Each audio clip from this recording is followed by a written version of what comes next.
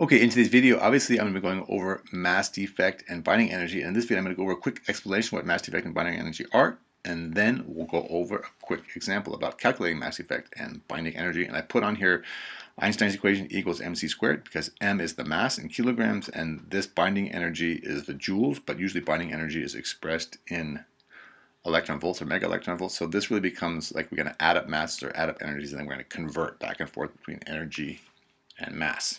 All right, so let's just get started here. Let's see, we have these definitions for mass defect and binding energies. Could start with a couple definitions here. The mass defect comes from the fact that the mass of a nucleus, the put together protons and neutrons, the mass of the nucleus is less than the mass of the individual masses of the constituent protons and neutrons. So we're going to add up the mass before, add up the mass after, and the difference between those two is the mass defect. This difference in the mass is known as the mass defect.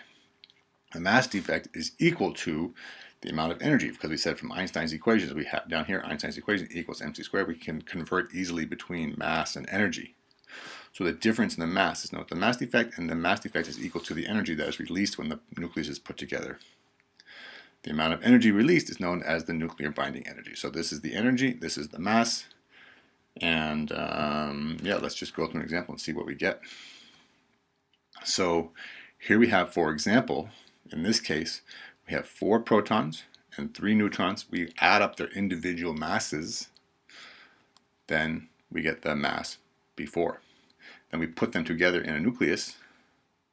That means in this case we would have beryllium 7, because beryllium has 4 protons. This is the atomic number. This is the mass number.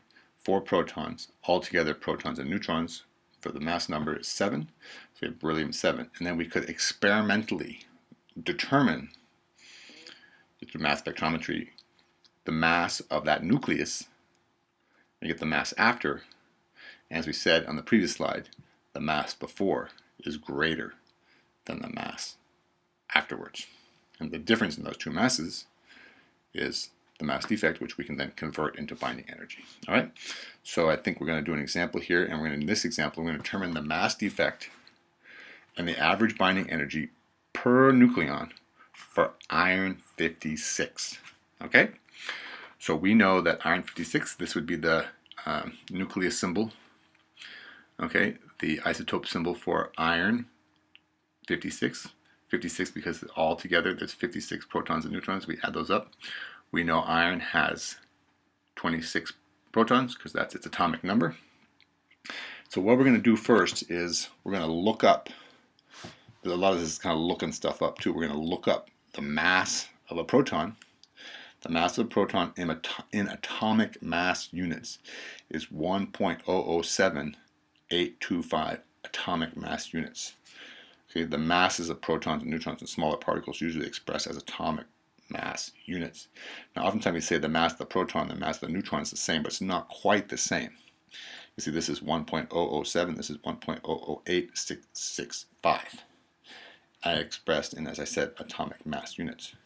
Now we want to know the mass of all the protons and all the neutrons before. This is the before mass.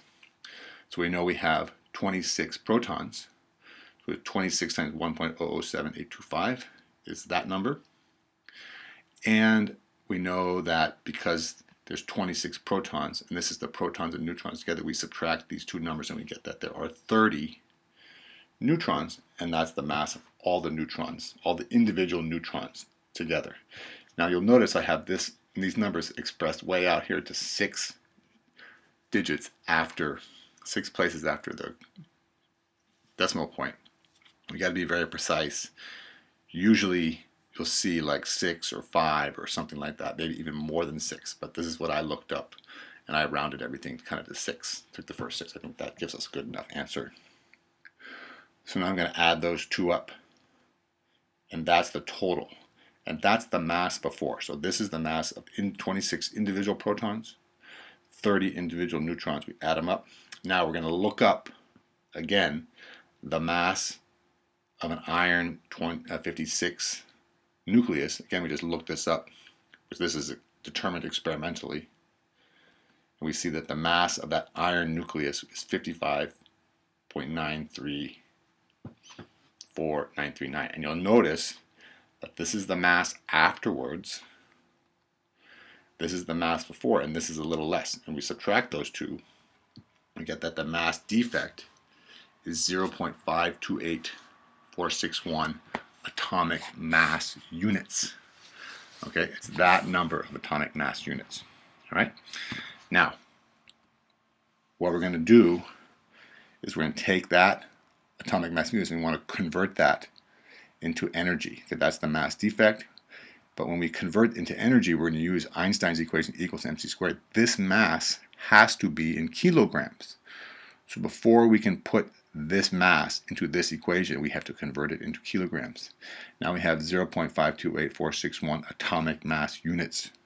So now we're just going to convert. We know that one atomic mass unit, we just looked this up, this is a constant, is 1.66 times 10 to the minus 27 kilograms. We multiply those two numbers, we get that that number of atomic mass units is equal to 8.77 times 10 to the minus 28 kilograms.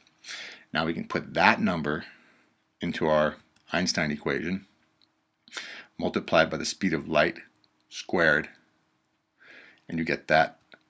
That is 7.89 times 10 to the minus 11 joules. Okay, this equation needs mass in, and it gives you joules out.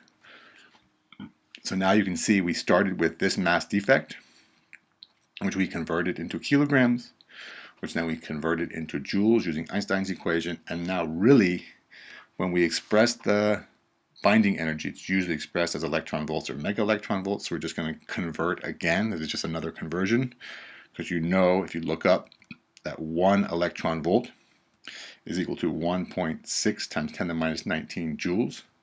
And that gives us 493 times 10 to the 6th electron volts. And usually we express this as mega electron volts. 10 to the 6th is a million, mega is a million, so that is just 493 mega electron volts.